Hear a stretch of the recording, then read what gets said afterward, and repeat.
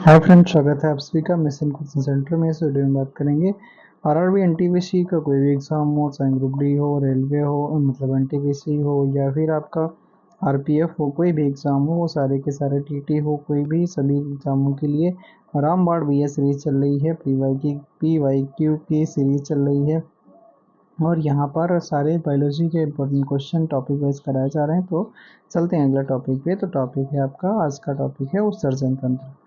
Question है, गुर्दे गुर्दे न केवल उत्सर्जन अंग होते हैं और इनके कार्य को पूरकता प्रदान करता है। कौन करता है भाई साहब? लीवर करता है। कौन करेगा? लीवर करेगा।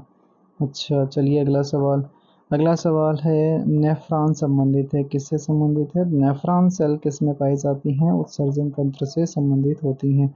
नेफ्रॉन सेल होती हैं। अगला सवाल, मानव में अमोनिया जो जहरीला है को यूरिया में बदलता है। अमोनिया को यूरिया में बदलने का काम किसका होता है? लीवर का होता है। क्या होता है भैया? लीवर का होता है। लीवर का काम अमोनिया को यूरिया में बदलने का काम होता है। अगला सवाल, यूरिया का निर्माण कहाँ पर होता है? तो अभी जस्ट कराया गया, कहाँ पर होगा यूरिया का निर्माण? भैया यकृत में होगा, लीवर में होगा। माशल नलिकाएं होती हैं जो मूत्र को गुर्दे से मूत्राशय की तरफ आगे ढकेलती हैं, वो क्या कहलाती हैं?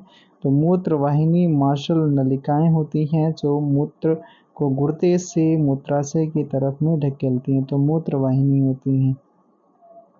किसका प्राथमिक कार्य मूत्र के उत्पादन से खून से अपशिष्ट पदार्थ का उन्मूलन करना? ये भैया किसका काम होता है? तो ये काम होता है भाई साहब, किसका होता है? वृक्क का होता है। वृक्क का मतलब क्या होता है? किडनी होता है। तो किडनी मनुष्य का उत्सर्जी अंग है। मानव शरीर में दो किडनी होते हैं। इनका आकार शेप के बीज के जैसा होता है। इसके बाहरी भाग को कॉर्टेक्स और आंतरिक भाग को मेडुला कहते हैं। प्रत्येक वृक्क लगभग 10 लाख सूक्ष्म नलिकाओं से बना होता है। वृक्क नलिका या नेफ्रॉन्स कहते हैं। नेफ्रॉन सेल पाई जाती हैं किडनी में ही पाई जाती हैं और नेफ्रॉन ही वृक्क की कार्यात्मक यानी फंक्शनल यूनिट होती है। इसका प्रमुख कार्य रुधिर से उत्सर्जित पदार्थ का उन्मूलन करना होता है।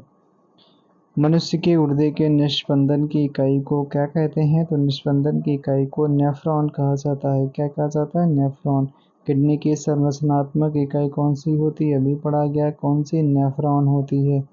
अगला सवाल, कौन सा अंग जो है मनुष्य के उत्सर्जन तंत्र का अंश नहीं होता है? तो मूत्रवाहिनी गुर्दे गर्भाशय नहीं होता है, प्रेगनेंसी से संबंधित है, प्रजनन से। कौन सा यौगिक है जो गुर्दे की पथरी का निर्माण करने वाले सर्वाधिक सामान्य यौगिक होते हैं? तो कैल्शियम ऑक्सलेट होता है। कैल्शियम ऑक्सलेट होता है। कैल्शियम ऑक्सलेट होता है। अगला सवाल है, ऑक्सलेट का फॉर्मूला क्या होता है? CaC2O4 होता है। क्या होता है? CaC2O4 कैल्शियम ऑक्सलेट का फॉर्मूला होता है। शरीर का कौन सा अंग खून के शुद्धिकरण से संबंधित है? खून को शुद्ध करने का काम किसका होता है? किडनी का होता है, गुर्दे का होता है, गुर्दे का होता है। नेफ्रोलॉजी के साथ जुड़ा हुआ है। नेफ्रोलॉजी क्या होता है? गुर्दा को यानी किडनी की स्टडी को क्या कहा जाता है?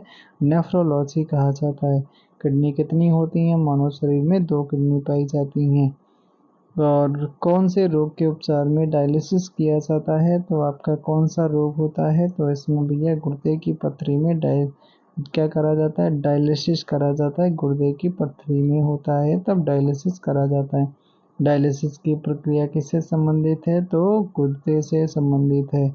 अगला सवाल, डायलिसिस का उपयोग तब किया जाता है जब किसी रोगी को क्या होता है? गुर्दे संबंधी समस्या कोई होती है, तब डायलिसिस करा जाता है। अल्ट्रा फिल्ट्रेशन संबंधित होता है किससे? तो अल्ट्रा फिल्ट्रेशन भी शायद उत्सर्जन से संबंधित होता है। किससे? उत्सर्जन से संबंधित होता है। वास डिफरेंस से आने वाली ट्यूब के साथ में एकजुट होता है ताकि मूत्र मार्ग नामक एक आम मार्ग बन सके। तो इसका भैया उत्तर क्या होगा? इसका भैया उत्तर होगा डी। और डी में क्या लिखा गया? मूत्राशय। वास डिफरेंस मूत्राशय से आने वाली, किससे भैया? मूत्राशय से आने वाली ट्यूब के साथ में एकजुट होता है ताकि मूत्र मार्ग नामक एक आम मार्ग बन सके। आगे चलते हैं। अगला सवाल क्या है? अगला सवाल है, हम मूत्र त्याग की उत्तेजना को नियंत्रित कर सकते हैं। हम मूत्र त्याग की उत्तेजना को नियंत्रित कर सकते हैं। कैसे कर सकते हैं? तो मांसपेशीय मूत्राशय के तंत्रिका नियंत्रण में होने पर ये कर सकते हैं। ठीक है, ए वाला बिल्कुल उत्तर सही हो जाएगा।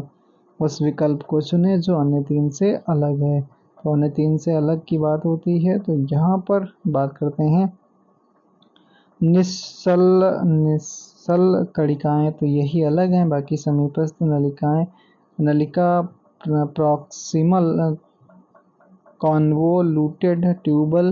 दूसरा लिखा है दूरस्थ संवलित नलिका। फिर लिखा है बॉम्बन्स कैप्सूल। क्या लिखा? बॉम्बन्स कैप्सूल। तो यहाँ पर आपसे इसमें पूछा क्या गया था, तो लिखना इसको पढ़ना पड़ेगा।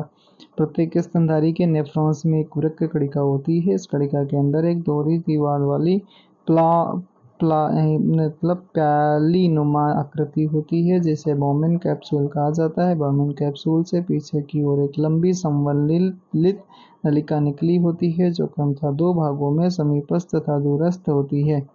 दूरस्थ संवलित नलिकाएं परस्पर जुड़कर संगाही नलिकाएं बनाती हैं, जो मूल को वृक्क द्रोणी में ले जाती हैं, जहां से मूत्रवाहिनियां निकलती हैं। जबकि निस्सरण कणिकाएं एक एंडोप्लाज्मिक रेटिकुलम है। अगला सवाल, कौन सा अंग उत्सर्जन तंत्र से संबंधित नहीं है? तो कोरोनरी धमनी, यही आपका नहीं है। बाकी सारी आपके हेपेटिक सिरा है, गुर्दे की धमनी, पल्मोनरी शिला, ये आपकी कैसी उत्सर्जन से संबंधित है? गुर्दे की नलिका की परत में मौजूद होती हैं। क्या होती हैं? तो ये होती हैं क्यूबॉइडल एपिथेलियम मौजूद होती हैं, गुर्दे की नलिका की परत में मौजूद होती हैं। अगले सवाल पे, मानव में वृक्काणुओं का कार्य निम्न में से क्या है? मानव में वृक्काणुओं का कार्य निम्नलिखित में से क्या है? तो उत्सर्जन ही तो होता है, उत्सर्जन होता है। 1 सेंटीमीटर लंबी ट्यूब है जो मूत्राशय से मूत्र ले जाती है, उसे क्या कहा जाता है? उसे मूत्र मार्ग कहा जाता है। मूत्र मार्ग एक लंबी 20 सेंटीमीटर लंबी ट्यूब है जो मूत्राशय से मूत्र ले जाती है। मानव शरीर में पाई जाने वाली वह एकमात्र पेशी कौन सी है जो दोनों सिरों पर जुड़ी नहीं होती है? तो वो कौन सी होती है? जीभ होती है। ओहो, मानव शरीर में पाई जाने वाली एकमात्र पेशी कौन सी है जो दोनों सिरों पर जुड़ी नहीं होती है? तो जीभ होती है। कौन सी? जीभ होती है। चलिए आज के लिए इतना ही। Thank you, thanks for watching. Channel पे नए आए हो तो चैनल को सब्सक्राइब करके जाना, आपको अच्छा अच्छा कंटेंट मिलेगा। और वीडियो के लास्ट में एक कमेंट अच्छा सा छोड़ के जाना। तो आपके लिए आज के लिए इतना ही। अगले टॉपिक्स में तंत्रिका तंत्र के बारे में डिस्कस करेंगे।